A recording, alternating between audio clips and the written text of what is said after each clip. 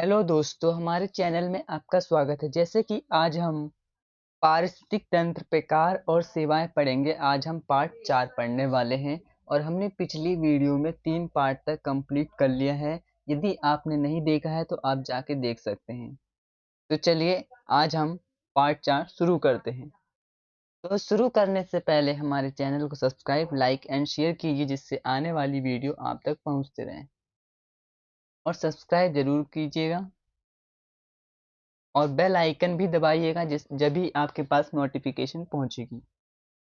तो पारिस्थितिक तंत्र, जैसे कि हमने पिछली वीडियो में भी पढ़ा था पारिस्थितिकी के बारे में। पहले चैप्टर में ही पढ़ा था हमने कि पारिस्थितिकी क्या होता है और इसे इंग्लिश में क्या बोलते हैं। इसे इंग्लिश में इकोसिस्टम बोलते हैं। जो पारिस्थितिकी तंत्र शब्द है उसका मतलब होता है एक जटिल प्रणाली जिसमें जीवित और अजीवित घटक आसपास में जुड़े होते हैं और एक दूसरे के साथ परस्पर क्रिया करते हैं। यह तंत्र पृथ्वी पर जीवन को बनाए रखने के लिए आवश्यक है। और मैंने ये भी बताया था कि जीवित घटक और अजीवित घटक कौन से होते हैं। जीवित घटक जैसे कि पौधे, जानवर, ये सब जीवित घटक में आते हैं और अजीवित घटक में जल, वायु, मिट्टी और चीजें आती हैं। तो यहाँ तक मैंने आपको पिछली वीडियो में बता रखा है। आज हम उसके बारे में और पढ़ेंगे और प्रकार और सेवाएं भी पढ़ेंगे। तो चलिए शुरू करते हैं। पहला है परिचय। परिचय से शुरू करते हैं। तो क्या लिखा है? पारिस्थितिकी तंत्र छोटे जल निकायों से लेकर महासागर तक हो सकते हैं। जो पारिस्थितिकी तंत्र होते हैं वो छोटे छोटे नदियों से लेकर बड़े बड़े महासागरों तक हो सकते हैं। इसी तरह भूमि पर जंगल के एक टुकड़े से लेकर जंगल तक, चाहे वो जंगल का छोटा सा पार्ट हो या जंगल का बड़ा सा पार्ट हो, वो पारिस्थितिक तंत्र प्रकृति के अंदर ही आते हैं। उसे पारिस्थितिक तंत्र प्रकृति या मानव जनजाति हो सकते हैं। मोटे तौर पर पारिस्थितिकी तंत्र को स्थलीय और जलीय पारिस्थितिकी तंत्र में वर्गीकृत किया जाता है। किसमें बांटा जाता है? आमतौर पर पारिस्थितिकी तंत्र को स्थलीय और जलीय, जिन्हें आगे कई प्रकारों में वर्गीकृत किया जाता है। पारिस्थितिकी तंत्र विभिन्न उत्पादों और सेवाओं को प्रदान करके पृथ्वी पर मानव जाति को बनाए रखता है। कई प्रकार की पारिस्थितिकी तंत्र सेवाएं हैं जो पृथ्वी की बुनियादी कामकाज को बनाए रखती है। लगातार बढ़ती मानव आबादी जो लगातार मानव की संख्या बढ़ती जा रही है हमारे देश में, इससे संसाधनों के दोहन के कारण पारिस्थितिकी तंत्र का क्षरण हो रहा है, कमी हो रही है। लोग बढ़ेंगे तो संसाधन तो कम पड़ेंगे ही, संसाधन पर्याप्त मात्रा में ही हैं। इसीलिए पारिस्थितिकी तंत्र के बचाव, संरक्षण और बहाली की विभिन्न अवधारणाओं को समझना आवश्यक है। ये जरूरी हो जाता है कि अपने पारिस्थितिकी तंत्र को समझें, हम उसके बचाव करें, उसका संरक्षण करें। नेक्स्ट है पारिस्थितिकी तंत्र के प्रकार। पारिस्थितिकी तंत्र के कितने प्रकार होते हैं?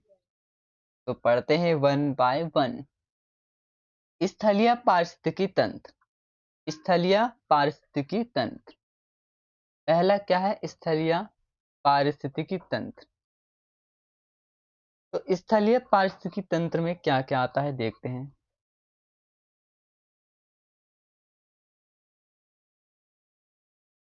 तो पृथ्वी पर विविध प्रकार के स्थलीय पारिस्थितिकी तंत्र मौजूद हैं। जो हमारे धरती पर अलग अलग प्रकार के, विविध प्रकार के पारिस्थितिकी तंत्र मौजूद हैं।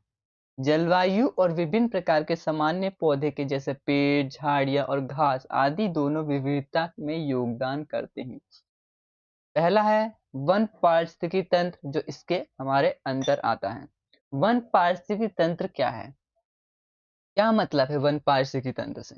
वन पारिस्थितिकी तंत्र से यह तात्पर्य है कि मुख्य रूप से ये पौधे, जानवरों और सूक्ष्म जीवों और उनके निर्जीव पर्यावरण के समुदाय शामिल होते हैं जो सामूहिक रूप से पदार्थ और ऊर्जा का आदान प्रदान करते हैं।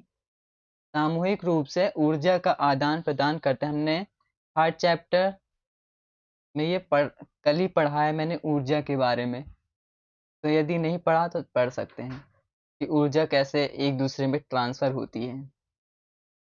तो चलिए यहाँ से शुरू करते हैं। जहाँ पेड़, झाड़ियाँ, लतर वाले और रेंगने वाले पौधे जमीनी मुख्य घटक होते हैं, पिछली शताब्दी में जो मानव थे वो बस्तियों और औद्योगिकी क्षेत्रों का विस्तार के कारण प्राचीन वन केवल राष्ट्रीय उद्यानों और वन्य जीव अभयारण्यों जैसे संरक्षित क्षेत्रों में ही रह गए हैं।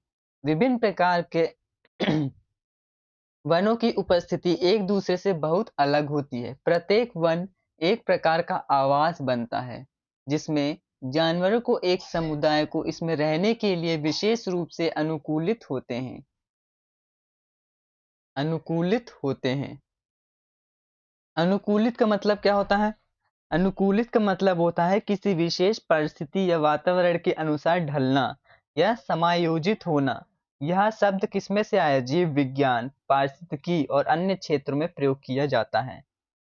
उदाहरण यदि उदाहरण ले लें अनुकूलित का मतलब के लिए उदाहरण एक ले लें, तो जैसे कि एक पौधा अपने वातावरण के अनुसार अनुकूलित हो सकता है, जैसे कि रेगिस्तान में पानी की कमी के लिए अपनी जड़ों को गहरा करना या ठंडे क्षेत्रों में अपने पत्तों को मोटा करना। ये अनुकूलित होने से जीवित प्राणियों को अपने वातावरण में जीवित रहने और फलने फूलने में मदद करती हैं।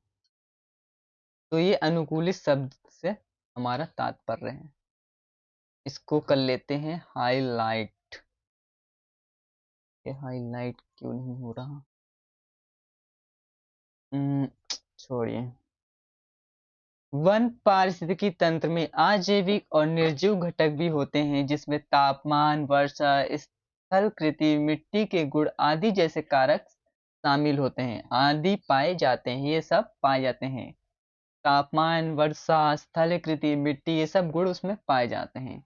इन अजैविक कारकों के विभिन्न के कारण वन के जैविक या जीवित घटक भी विभिन्न प्रकार के वनों में भिन्न होती हैं, मतलब अलग होती हैं। मृदा के प्रकार के आधार पर भी वन अपने पादप समुदायों में भिन्न होते हैं, इसमें भी अलग होती हैं। भारत में वनों के प्रकार। भारत में वनों के कितने प्रकार होते हैं? वन बाय वन देखते हैं। भारत में वनों को सामान्य तौर पर शंकुधारी वनों और चौड़ी पत्ती वाले वनों में वर्गीकृत किया जा सकता है। शंकुधारी वनों और चौड़ी पत्ती वाले वनों, ये क्या होता है? जो ये शंकुधारी पेड़ और चौड़ी पत्ती वाले पेड़ दो अलग अलग प्रकार के पेड़ हैं जो अपने आकार, रूप और वातावरण में अनुकूलन के आधार पर पहचाने जाते हैं। जो शंकुधारी पेड़ होता है वे जिनकी पत्तियां सुई के आकार की होती हैं और जो आमतौर पर ठंडे और शुष्क क्षेत्रों में पाए जाते हैं। इन पेड़ों की विशेषताएं क्या है? ये सुई के आकार की पत्तियां के होते हैं, ठंडे और शुष्क क्षेत्रों में पाए जाते हैं, लकड़ी कठोर और घनी होती है। उदाहरण के लिए जैसे देवदार, देवदार का पेड़ और चौड़ी पत्ती वाले पेड़। ये क्या था? कहाँ गया? शंकुधारी वनों। ये शंकुधारी वनों हमने पढ़ा, वो कर लेते हैं हाईलाइट। शंकुधारी वनों और ये एक चौड़ी पत्ती वाले वनों। तो मैंने आपको शंकुधारी वनों बताया, अब चौड़ी पत्ती वाले वनों बताता हूँ। चौड़ी पत्ते वाले पेड़ वे होते हैं जिनकी पत्तियां चौड़ी से ही समझ आ रहा है कि चौड़ा होगा और फैली हुई होती है और जो आमतौर पर गर्म और आर्द्र क्षेत्रों में पाए जाते हैं। इन पेड़ों की क्या विशेषता है?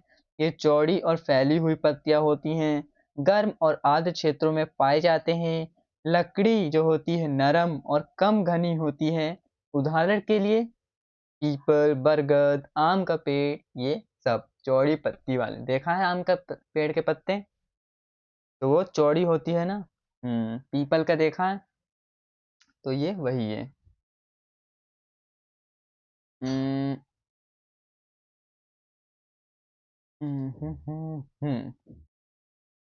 तो वर्गीकृत किया जा सकता है। इसके अलावा वनों को उनमें मौजूद वृक्ष प्रजातियों के अनुसार वर्गीकृत किया जाता है, जिनमें सदाबहार, पर्णपाती, जेरोफाइटिक या कांटेदार पेड़, मैंग्रोव आदि शामिल हैं। वनों का नाम आमतौर पर साल के जंगल या सागौन के जंगल जैसे पेड़ों की सबसे प्रचुर प्रजातियों के नाम पर रखा जाता है। कई मामलों में जंगल का नाम पहले 3 या 4 सबसे प्रचुर मात्रा में पाई जाने वाले वृक्ष प्रजातियों का वृक्ष प्रजातियों के नाम पर रखा जाता है। शंकुधारी वन, अब हमारा आ गया शंकुधारी वन। वैसे तो मैंने आपको बता ही दिया, लेकिन अब थोड़ा और डिटेल में पढ़ लेते हैं। शंकुधारी वन, शंकुधारी वन के बारे में पढ़ते हैं, चलिए। उच्च ऊंचाई वाले हिमालय पर्वत श्रृंखलाएं में पाए जाते हैं। ये पहाड़ियां साल के कई महीनों तक बर्फ से ढकी रहती है। कई साल तक, कई महीने तक, कई साल नहीं,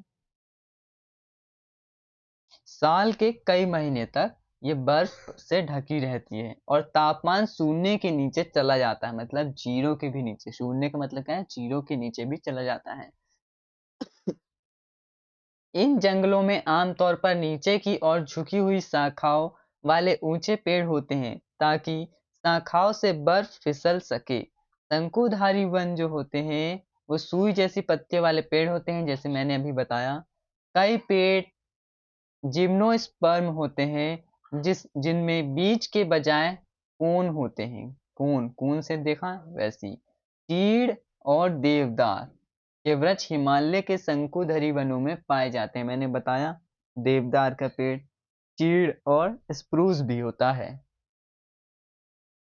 अनेक जंतु इस प्रकार के वनों के अनुकूल पाए जाते हैं। शंकुधारी जंगलों में पाई जाने वाली पशु प्रजातियों में जंगली बकरियां, भेड़ और हिमालय काले भालू शामिल हैं।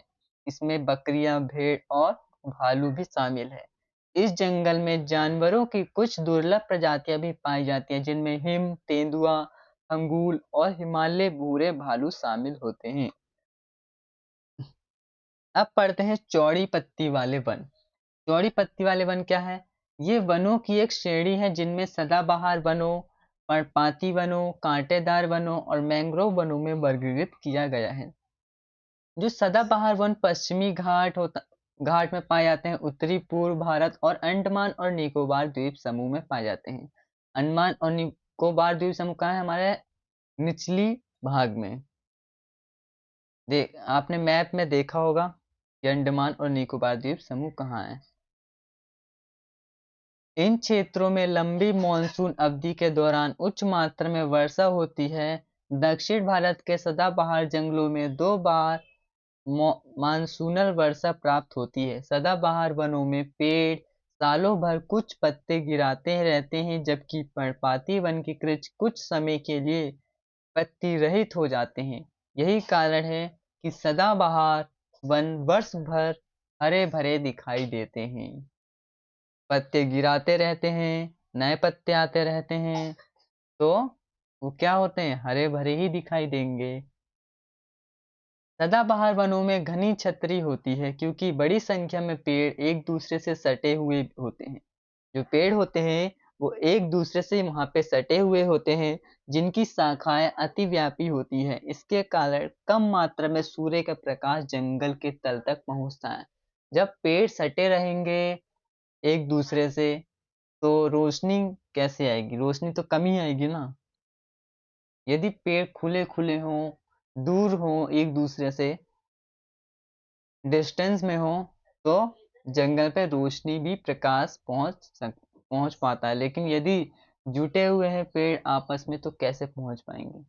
वो इतने घेर रखा होता है उन्होंने अपने पत्तों से ही, तो जो कि प्रकाश कम आता है। जहाँ की छाया प्रिय पौधे उगते हैं। सदाबहार वन में प्रजातियों की समृद्धि सबसे अधिक है। इन वनों में अनेक ऑर्किड तथा फर्न पाए जाते हैं।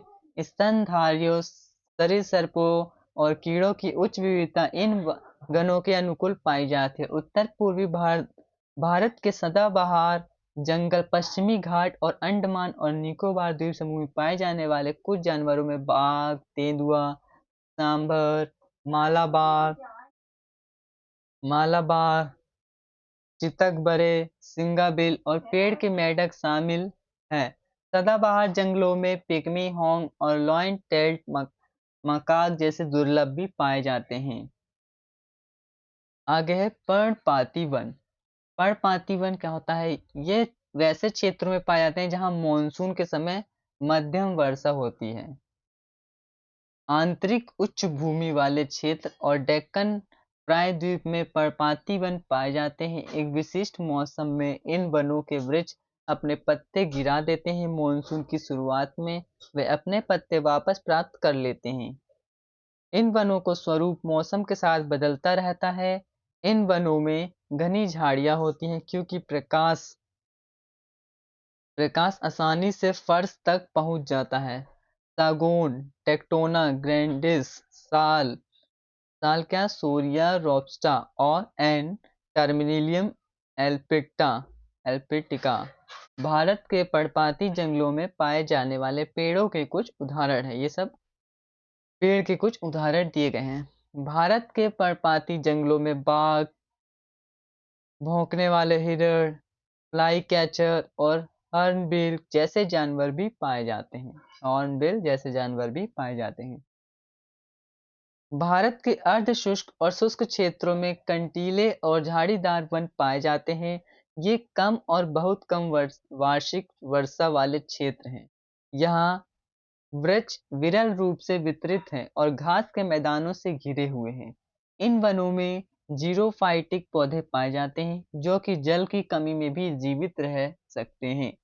यदि जल कम है तो जब भी ये जीवित रह सकते हैं। कैक्टस को देखा होगा कि कैक्टस बिना पानी के भी रह सकता है। तो कुछ ऐसे होते हैं पौधे जो बिना पानी के भी रह सकते हैं। दूसरी ओर कई पेड़ों की जड़ें लंबी और गहरी होती है जो उन्हें जमीन के नीचे जल तक पहुंचने में मदद करती है। बबूल, खेजड़ी और बैर जैसे वृक्ष जो होते हैं वो प्रजातियां कांटेदार जंगलों में पाए जाने वाले पौधों के कुछ उदाहरण हैं। कंटीले जंगलों के जीवों में ब्लैक बक, चिंकारा, सांभर और मॉनिटर छिपकली जैसे प्रमुख जानवर हैं पाए जाते हैं। मैंग्रोव वनों। नेक्स्ट क्या है हमारा? मैंग्रोव वनों। तो मैंग्रोव वनों में उष्णकटिबंधीय और उपोष्णकटिबंधीय क्षेत्रों में तटीय अंतर्ज्वारीय क्षेत्रों में पाए जाने वाले पेड़ और झाड़ियां शामिल हैं। जैसा कि मैंने पिछली वीडियो में आपको उष्णकटिबंधीय और उपोष्णकटिबंधीय बताया था, तो मैं आपको दोबारा बता देता हूँ कि क्या होता है। ये उष्णकटिबंधीय और उपोष्णकटिबंधीय तो जा नहीं होगा लग रहा है। तो हो गया, ठीक है। तो बताते हैं उष्णकटिबंधीय। मैंने पिछली वीडियो में बताया है लेकिन फिर भी मैं आपको बता देता हूँ कि उष्णकटिबंधीय क्या होता है। उष्णकटिबंधीय क्षेत्र वे होते हैं जो भूमध्य रेखा के आसपास स्थित होते हैं और जहाँ तापमान उच्च रहता है। इन क्षेत्रों में वर्षा अधिक होती है और जलवायु गर्म और आर्द्र रहती है। उदाहरण के लिए भारत के दक्षिणी राज्य। और उपोष्णकटिबंधीय क्या होते हैं? उपोष्णकटिबंधीय क्षेत्र वे होते हैं जो उष्णकटिबंधीय क्षेत्रों के उत्तर और दक्षिण में स्थित होते हैं। इन क्षेत्रों में तापमान मध्यम रहता है और वर्षा कम होती है। जलवायु उपोष्णकटिबंधीय क्षेत्रों में शीतोष्ण और शुष्क रहती है। उदाहरण भारत के उत्तरी राज्य, चीन के दक्षिणी प्रांत, यूरोप के दक्षिणी देश जैसे। ठीक, तो पढ़ते हैं फिर से। मैंने बता दिया उष्णकटिबंधीय और उपोष्णकटिबंधीय क्या होता है, वैसे मैंने पिछली वीडियो में बताया है, फिर से बता दिया। मैंग्रोव वनों में उष्णकटिबंधीय और उपोष्णकटिबंधीय क्षेत्रों में तटीय अंतर्ज्वारीय क्षेत्रों में पाए जाने वाले पेड़ और झाड़ियां शामिल हैं। ये सभी पेड़ कम ऑक्सीजन वाले मिट्टी वाले इलाकों में उगते हैं। जहाँ कम ऑक्सीजन होता है वहाँ पे ये उगते हैं। जहाँ धीमी गति से बहने वाले जल में महीन तलछट जमा हो जाती है। मैंग्रोव वनों में जड़ों का घना जाल होता है जो जल के ऊपर खंभों पर खड़े पेड़ों का आभास देता है। ज्वार के दैनिक उदय और पतन का सामना करने में प्रौढ़ जड़ों की यह जाल पेड़ों को सहायता करती है। ये जड़ें जो होती हैं वह ज्वारीय जल की गति को धीमा कर देती है और इस कारण जो इस जल में गंदगी तल पे जमा हो सकती है जिससे तल पे कीचड़ की स्थिति बन सकती है। पश्चिम बंगाल में सुंदरबन भारत में मैंग्रोव वन का एक उदाहरण है। जो सुंदरबन है वो किसका उदाहरण है? एक मैंग्रोव वन का उदाहरण है। मैंग्रोव वन समुद्र तट के स्थिरीकरण में मदद करते हैं और तूफानी लहरों, धाराओं लहरों और ज्वार भाटे से होने वाले कटाव को रोकते हैं। मैंग्रोव वनों की घनी और जटिल जड़ प्रणाली इन वनों को मछली और अन्य जीवों के लिए आदर्श आवास बनाती है। वन पारिस्थितिकी तंत्र हमें सीधे उपभोग के लिए कई उत्पाद प्रदान करता है जैसे फल, दवाई और ईंधन की लकड़ी। वन उत्पादों का उपयोग फर्नीचर बनाने का भी उपयोग में आता है और भवनों के निर्माण के लिए कच्चे माल के लिए रूप में भी उपयोग किया जाता है। इसी प्रकार कच्चे माल मतलब रॉ मटेरियल। इसी प्रकार वन उत्पादों का उपयोग दवाओं और औद्योगिक उत्पादों के लिए कच्चे माल के रूप में भी किया जाता है। इसके अलावा वन पारिस्थितिकी तंत्र हमें कई पारिस्थितिकी तंत्र सेवाएं भी प्रदान करता है जैसे कि वायु का शुद्धिकरण, जलवायु का नियमन और मिट्टी का कटाव को रोकना। हम लगातार अपने जंगलों को खो रहे हैं। लोग लकड़ियां काटते जा रहे हैं तो जंगल क्या होगा? खत्म होते रहेंगे। तो लगातार बढ़ते शहरीकरण, वहां पे शहर बस रहे हैं, पेड़ काट के वहां घर बन रहे हैं तो जंगल क्या होगा? नष्ट हो रहे हैं हमारे, उनको हम नष्ट कर रहे हैं तो इससे हमारे पर्यावरण में भी बदलाव आ रहा है। औद्योगिकरण और गहन कृषि के कारण वनों की कटाई और वन विखंडन वन पारिस्थितिकी तंत्र के लिए प्रमुख खतरों में शामिल है। इसके अलावा वन संसाधनों का अत्यधिक उपयोग या दोहन और आक्रामक प्रजातियां भी वन पारिस्थितिकी तंत्र के लिए कुछ खतरे हैं। हम वनीकरण कार्यक्रमों, वन संसाधनों के सतत उपयोग और संरक्षित क्षेत्रों का एक नेटवर्क बनाकर वन पारिस्थितिकी तंत्र का एक संरक्षण कर सकते हैं। नेक्स्ट क्या है? टुंड्रा पारिस्थितिकी तंत्र। टुंड्रा पारिस्थितिकी तंत्र क्या होता है? एक ये आर्कटिक टुंड्रा है। टुंड्रा पारिस्थितिकी तंत्र को आर्कटिक टुंड्रा भी कहते हैं। चरम उत्तरी अक्षांशों में पाए जाते हैं जहां मौसम के अनुसार बर्फ पिघलती है। दूसरी ओर अल्पाइन टुंड्रा, एक है आर्कटिक और दूसरी ओर अल्पाइन टुंड्रा पर्वत की ऊंचाइयों पर विशेष रूप से वृक्ष रेखा के ऊपर पाया जाता है। ये पर्वत के ऊपर और जहां पर वृक्ष रेखा होता है वहां पर पाया जाता है। ये आर्कटिक टुंड्रा में सर्दियां लंबी और गंभीर होती है। जो सर्दियां होती हैं, जो ठंड होता है वो बहुत लंबी होती है और बहुत ही गंभीर होती है, बहुत ही ज्यादा ठंडी होती है। दूसरी ओर गर्मियों या छोटा होता है। जो गर्मियां होती है वो छोटा होता है, वो कम होती है। और टुंड्रा पारिस्थितिक तंत्र में वर्षा भी कम होती है और टुंड्रा पारिस्थितिकी तंत्र में जो बारिश होती है वो भी कम होती है और ज्यादातर गर्मियों में होती है। ये टुंड्रा पारिस्थितिक तंत्र की विशेषता कम प्रजाति विविधता और निम्न प्राथमिक उत्पादकता है। टुंड्रा की प्रमुख वनस्पति है कई लाइकेन, घास और घास जैसे सेज आदि। टुंड्रा में केवल बोना, बिर्च और अन्य बोने पेड़ पाए जाते हैं, मतलब छोटे छोटे पेड़ पाए जाते हैं। टुंड्रा में पाए जाने वाले कुछ जानवरों में लैमिंग्स, भेड़िया, नेवले, आर्कटिक लोमड़ी और बर्फीले उल्लू शामिल हैं। तेल और प्राकृतिक गैस की खोज और सैन्य उपयोग टुंड्रा पारिस्थितिकी तंत्र को नुकसान पहुंचा रहा है। इसके अलावा जलवायु परिवर्तन टुंड्रा पारिस्थितिकी तंत्र के लिए गंभीर खतरा पैदा कर रहा है। जैसे जैसे तापमान बढ़ रहा है जिससे परमाफ्रॉस्ट पिघल रहा है, जिसके परिणाम स्वरूप टुंड्रा वनस्पति की जगह शंकुधारी पेड़ों लगते जा रहे हैं। शंकुधारी पेड़ मैंने बताया क्या होता है। घास के मैदान। घास के मैदान मतलब हमारी मैदानी इलाके। भू दृश्य की एक विस्तृत विविधता जहां बिखरे वृक्षों के साथ घास की प्रजातियों का प्रभुत्व होता है। घास के मैदानों को अलग अलग महाद्वीपों पर अलग अलग नाम दिए गए हैं। अलग अलग नाम से जाना जाता है, जैसे यूएस में मिडवेस्ट में प्रेरिजी, दक्षिण अमेरिका में पंपास, मध्य यूरेशिया में स्टेपीज और अफ्रीका में सवाना।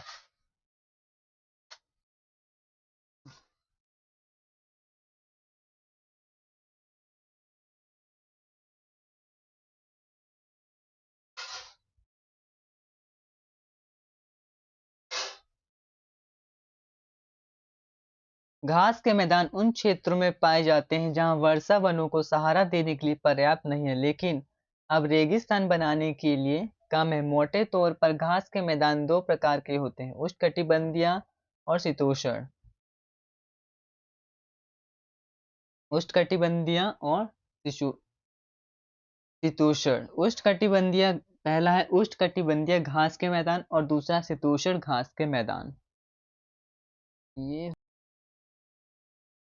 शीतोष्ण घास के मैदान। उष्णकटिबंधीय घास के मैदान साल भर गर्म रहते हैं, उनके पास शुष्क और बरसात का मौसम है। उष्णकटिबंधीय घास के मैदान का एक उदाहरण अफ्रीका में सवाना है। इन घास के मैदानों में जिराफ, जेब्रा, गैंडे, शेर, लकड़बग्घे और हाथी जैसे जानवर पाए जाते हैं। दूसरी ओर समशीतोष्ण घास के मैदान उष्णकटिबंधीय घास के मैदानों की तुलना में कम वर्षा प्राप्त करते हैं, कम बारिश मिलती है। इन घासों के मैदानों में प्राय छोटी लंबाई की घास पाई जाती है। इन घास के मैदानों में भी दो मौसम बढ़ते और सुप्त होते हैं। घास के मैदान मौसम के अनुसार बदलता रहता है, जैसे कि वर्षा ऋतु में पुष्पित हो जाता है और शीत ऋतु में केवल भूमिगत भंडारण अंग और मोटे तने के आधार ही रह जाते हैं।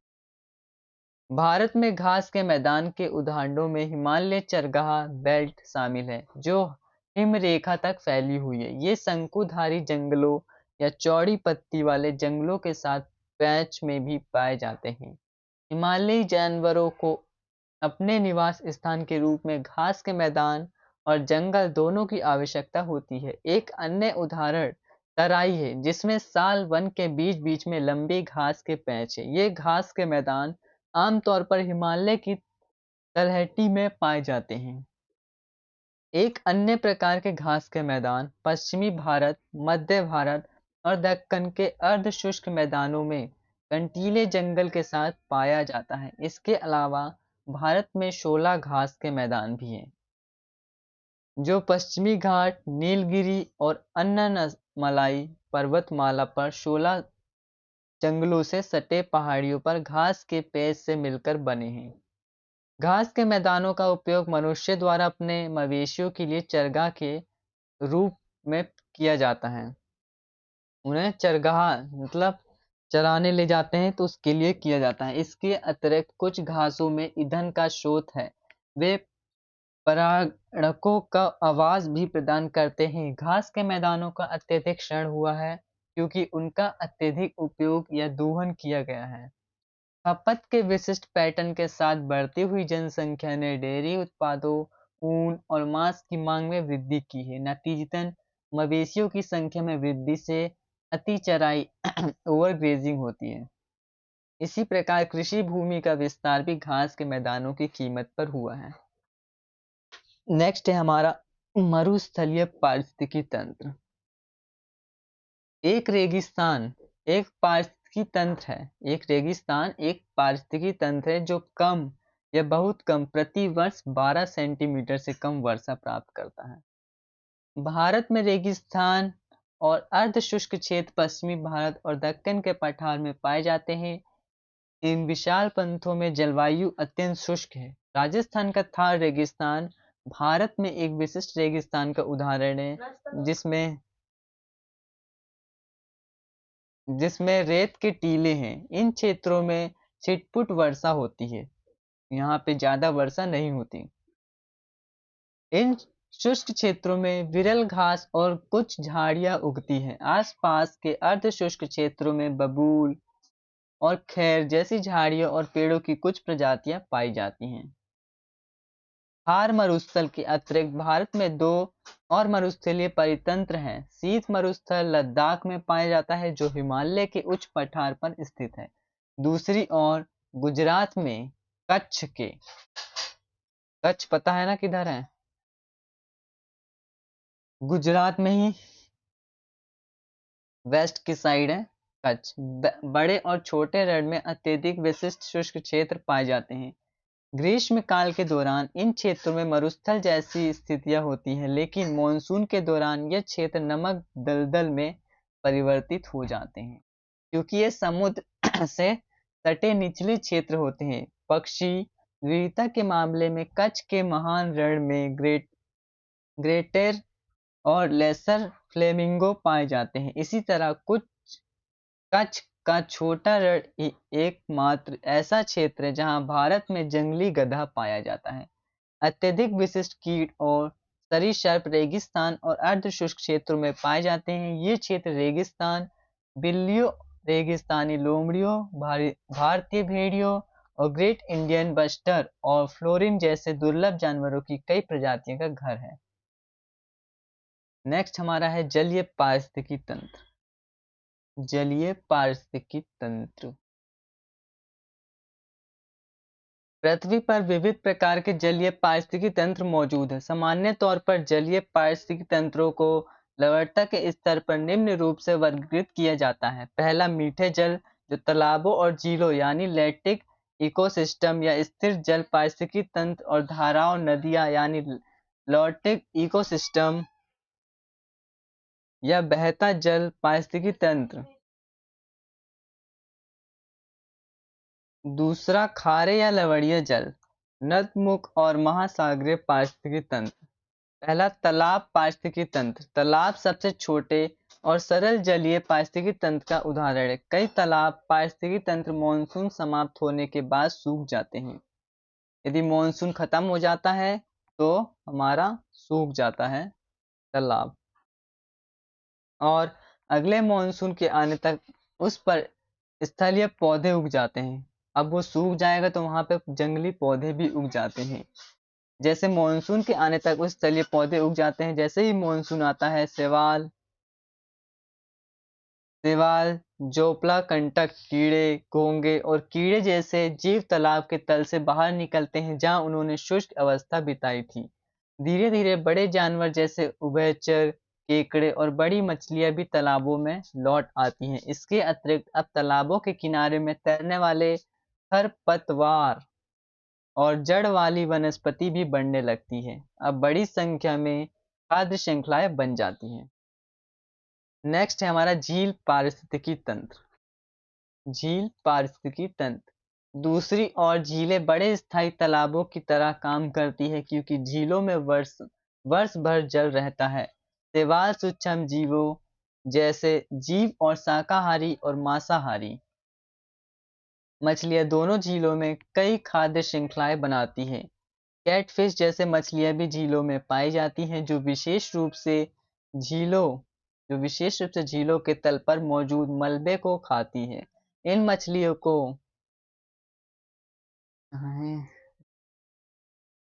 झीलों में मौजूद मलबे को खाते इन मछलियों को बॉटम फीडर कहा जाता है। क्या कहा जाता है? Bottom feeder. तालाब और झील दोनों ही जल और जैव विविधता के संरक्षण में महत्वपूर्ण भूमिका निभाते हैं। उद्योगों और कृषि क्षेत्रों से होने वाले प्रदूषण इन पारिस्थितिकी तंत्रों को खराब कर देता है। तीसरा है धाराएं और नदियां। धाराएं और नदियां जो होती हैं वो लॉटिक पारिस्थितिकी तंत्र के उदाहरण है, जिसका अर्थ है बहता हुआ जल। क्या मतलब है उसका? बहता हुआ जल। पारिस्थितिकी तंत्र एक नदी की तुलना में एक स्ट्रीम आकार में काफी छोटी होती है। लैंटिक पारिस्थितिकी तंत्रों की तुलना में लॉटिक पारिस्थितिकी तंत्र में बड़े क्षेत्रों के साथ पोषक तत्वों और ऊर्जा का आदान प्रदान होता है। इस प्रकार से लॉटिक पारिस्थितिकी तंत्र एक खुले सिस्टम का उदाहरण है। इन पारिस्थितिकी तंत्र में धाराएं एक महत्वपूर्ण पारिस्थितिकी कारक है। इन पारिस्थितिकी तंत्रों में दो क्षेत्र होते हैं, रैपिड क्षेत्र और पूल क्षेत्र। रैपिड जोन में करंट तेज होता है जो नीचे से गाद और अन्य सामग्री को साफ करता है और इसे दृढ़ और कठोर बनाता है। दूसरी ओर पुल क्षेत्रों में धारा की गति धीमी है, जल गहरा है जिसके परिणाम स्वरूप बालू और गाद का जमाव होता है। यह पुल क्षेत्रों के तल नरम होती है। यह दो क्षेत्र विभिन्न प्रकार के जीवों के लिए अनुकूलित होती है। नदियां पहाड़ों में ग्लेशियर से निकलती है और तलछट ले जाती है और महासागरों में समाप्त होने से पहले मैदानी क्षेत्रों में प्रवेश करती है। वहां के साथ मिट्टी को तलछट से मिलाकर उसे उपजाऊ बनाती है। नदियां मानव जाति को पीने, घरेलू उद्देश्य से उद्योगों, कृषि और विद्युत उत्पादन के लिए जल प्रदान करती है। बिजली बनाने में भी ये काम करती है। सीवेज नालियां शहरी क्षेत्रों, अपशिष्ट नालों और कृषि क्षेत्रों से उत्पन्न होने वाला प्रदूषण नदी के पारिस्थितिकी तंत्र को प्रदूषित कर रहा है। जो भी कृषि क्षेत्र से उत्पन्न होने वाला जो प्रदूषण है वो नदियों में क्या प्रदूषित कर रहा है नदी को। इसके अलावा बाढ़ के मैदान और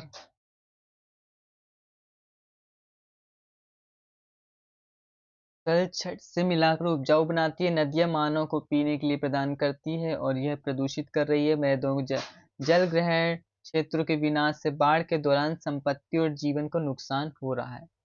ज्वारनद मुख ज्वारनद मुख एक खारे जल के पारिस्थितिक तंत्र का एक उदाहरण है। खारे जल का एक उदाहरण जहां लवणता का स्तर मध्यवर्ती है, यानी मीठे जल की पारिस्थितिकी तंत्र से अधिक और खारे जल के पारिस्थितिक तंत्र से कम।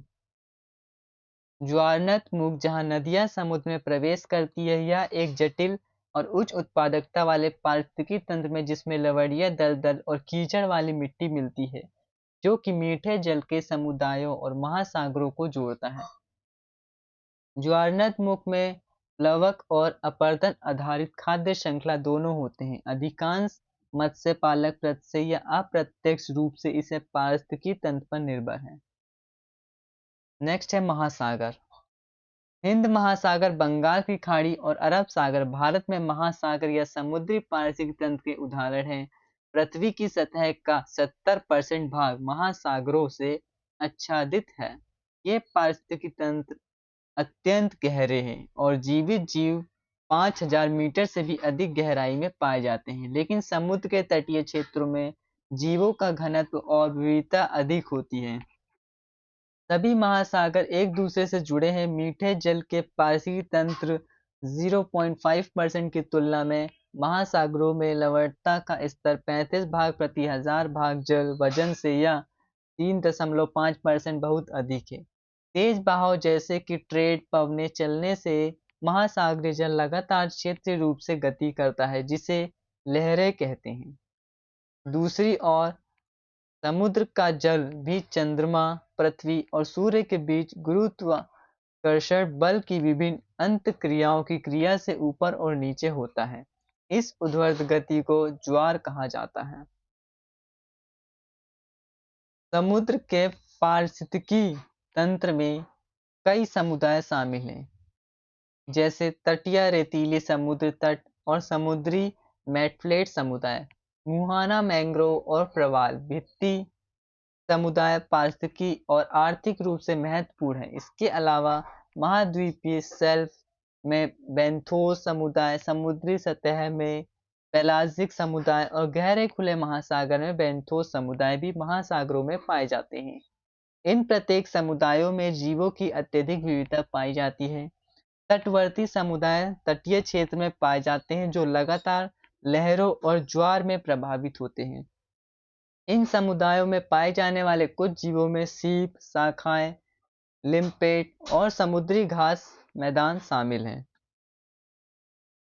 प्रवास भित्ति कोरल रीफ समुदाय का गठन सिलेट्रेट जानवरों और एंडोजोइक शैवाल के बीच सहजीवी संबंध से होता है। प्रवाल का एक चूना प्रधान जीव जिसे कहते हैं कैल्शियम कार्बोनेट। सिलेट्रेट प्रवाल भित्ति संरचना बनाता है और शैवाल को पोषक तत्व देता है। दूसरी ओर शैवाल उनके लिए भोजन बनाता है। कोरल रीफ समुदाय उष्णकटिबंधीय और उपोष्णकटिबंधीय महासागरों के गर्म जल में पाए जाते हैं। प्रवाल भित्ति एक अत्यधिक प्रजातीय विविधता और समुद्री वाले समुदाय हैं। प्रवाल भित्ति समुदायों के कुछ जीवों में स्पंज, मोल्स, केकड़े और घोंगे शामिल है। भारत में कोरल रीफ समुदाय कच्छ की खाड़ी, अंडमान और निकोबार द्वीप समूह, लक्षद्वीप समूह और श्रीलंका के पास मुन्नेर के खाड़ी में पाए जाते हैं। विश्व की सबसे बड़ी प्रवाल भित्ति ऑस्ट्रेलिया में ग्रेट बैरियर रीफ कहलाती है। महाद्वीप शेल्फ नेरीटिक क्षेत्र में बेंथो समुदाय तटीय क्षेत्र के नीचे तल पर पाए जाते हैं। बदलती गहराई के साथ समुदाय में भिन्नता मिलती है क्योंकि प्रकाश समुद्र के इस हिस्से में प्रवेश करता है जिसमें कई जीव जैसे विविध शैवाल समुदाय, मछली और क्रस्टेशियन मिलते हैं। नेक्स्ट है समुद्री सतह के पेलजिक समुदायों में प्लवक और बड़े तैरने वाले जानवर हैं जैसे खुले जल में मौजूद हैं। वे खुले जल में क्या है मौजूद हैं, उपस्थित हैं। इन समुदाय को सतही प्लेजिक और गहरे जल वाले प्लेजिक समुदाय में विभाजित किया गया है। प्रकाश की उपलब्धता के कारण सतही प्लेजिक समुदाय में जीवों में फाइटोप्लैंक्टन जैसे डायनोफ्लेगेट्स और डायटमस शामिल हैं। इन समुदाय में मौजूद अन्य जीवों में जो प्लैंक्टन, कॉपपोड्स, झींगा, कमाब, झेली, ट्यूनिकेट आदि शामिल हैं। ये सब अलग अलग नाम है,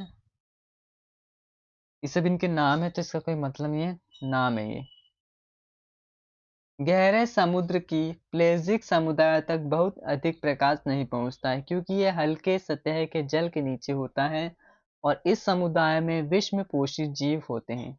सतह के जल से आने वाले प्लैंक्टन और मित्र कार्बनिक पदार्थ इन जीवों के भोजन का स्रोत है। नेक्स्ट है हमारा गहरे खुले बेंथोस समुदाय। गहरे खुले बेंथोस समुदाय, जो समुदाय उसमें गहरे और खुले हैं वो ये समुदाय महाद्वीपीय शेल्फ की सीमा से गहरे महासागरों के बीच मौजूद रहते हैं। क्योंकि प्रकाश इस क्षेत्र तक नहीं पहुंचता है इसीलिए केवल विषमपोषी जीव और कुछ बैक्टीरिया ही इन समुदायों का हिस्सा है। महासागर पारिस्थितिकी तंत्र कई मानव समुदाय के लिए समुद्री भोजन का स्रोत है। इसके अलावा इन महासागरों का उपयोग यात्रा और माल की ढुलाई के लिए भी किया जाता है। सीवेज नालियां और औद्योगिक नालियों के जल प्रदूषण से महासागर पारिस्थितिकी तंत्र को भी खतरा है। इसके अलावा नदियों में फेंका गया कचरा समुद्री जीवन के लिए खतरा बनकर महासागर में पहुंच जाता है। इसके अलावा जलवायु परिवर्तन के कारण प्रवाल भत्तिया जैसे कई महासागर समुदाय का ह्रास हो रहा है। ये क्वेश्चन है, या आपके लिए इसको करके कमेंट में आंसर दीजिए।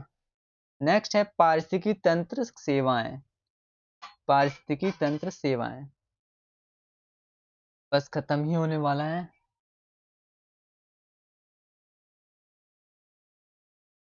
बस खत्म होने वाला है।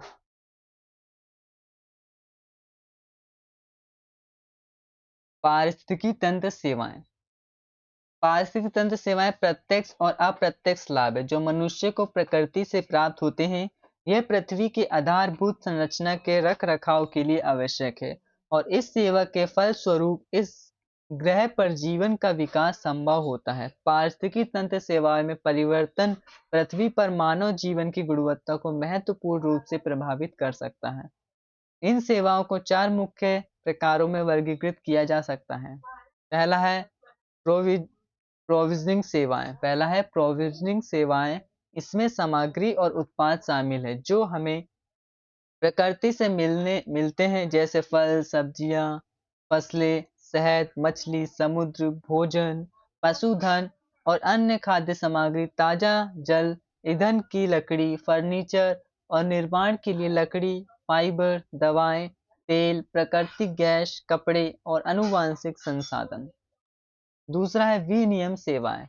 ये सब किस में आता है? प्रोविजनिंग सेवाएं में आते हैं, जो ये सब मैंने अभी आपको बताया।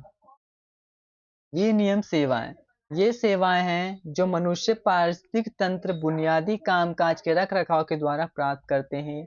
इसमें हवा और जल का शुद्धिकरण, जलवायु विनियम, बाढ़ नियंत्रण, कार्बन भंडारण, मिट्टी के कटाव की रोकथाम, प्रकृति खतरे का विनियम, परागण परागण कीट नियंत्रण और रोगाणुओं द्वारा कचरे का अपघटन आदि शामिल है। ये सब प्रक्रियाएं सामूहिक रूप से पारिस्थितिकी तंत्र को कार्यात्मक, टिकाऊ और परिवर्तन के लिए लचीला बनाने का काम करती है, जो बदले में इस ग्रह पर मनुष्य के जीवन का समर्थन करती है। नेक्स्ट है सांस्कृतिक सेवाएं। सांस्कृतिक सेवाएं में मनुष्य प्रकृति में रहते हैं और लगातार इसको प्रभावित करते रहते हैं। अब मनुष्य जो है वो प्रकृति में रहकर इसको प्रभावित कर रहे हैं किसी न किसी तरह से। वे इसे बदलते हैं और बदले में प्रकृति उन्हें बदल देती है। वे इसे बदलेंगे और प्रकृति उन्हें बदल देगी। सांस्कृतिक सेवाएं गैर भौतिक लाभ है जो लोगों की प्रगति और सांस्कृतिक उन्नति में योगदान करती है। इसमें स्थानीय, राष्ट्रीय और वैश्विक संस्कृति में पारिस्थितिकी तंत्र की भूमिका शामिल है। इसमें आध्यात्मिक संवर्धन, बौद्धिक विकास, सौंदर्य मूल्यों का पुनर्निर्माण और प्रकृति के साथ प्रतिक्रिया करके पैदा हुई है। रचनात्मक कला, संगीत और वास्तुकला भी शामिल है। लास्ट हमारा है सहायक सेवाएं। इन सेवाओं में ऐसी प्रक्रिया शामिल है जो पारिस्थितिकी तंत्र के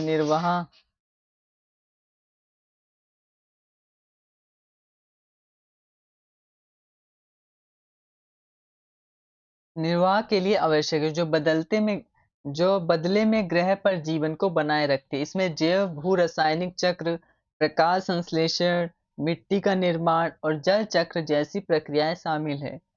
प्रोविजनिंग विनियम और सांस्कृतिक सेवाएं के अस्तित्व के लिए सहायक सेवाएं आवश्यक है।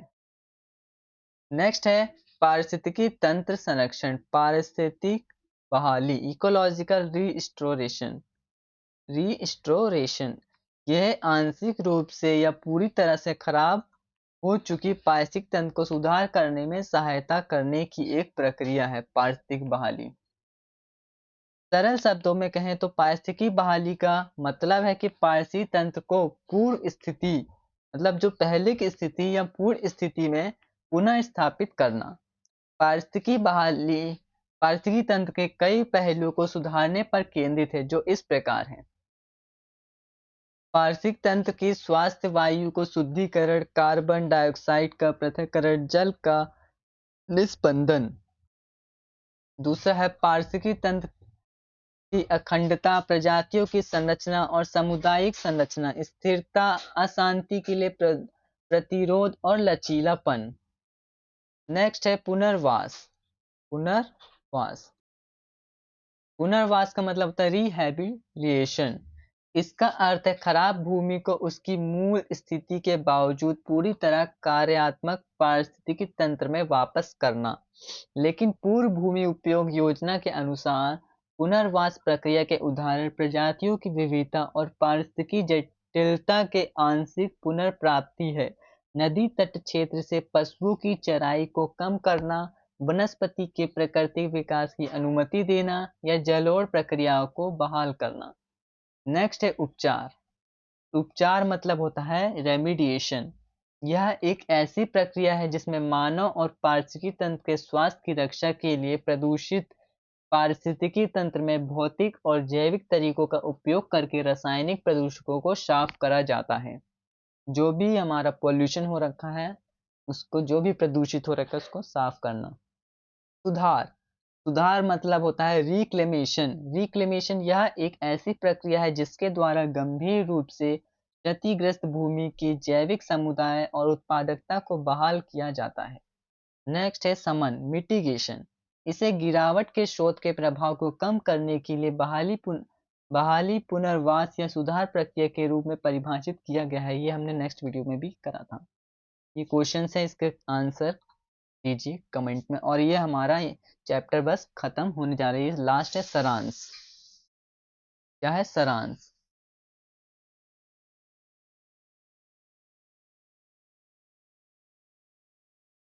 पारिस्थितिकी तंत्र प्रकृति का आधारभूत कार्यात्मक इकाई है। प्रकृति में मौजूद पारिस्थितिकी तंत्र में बहुत विविधता पाई जाती है।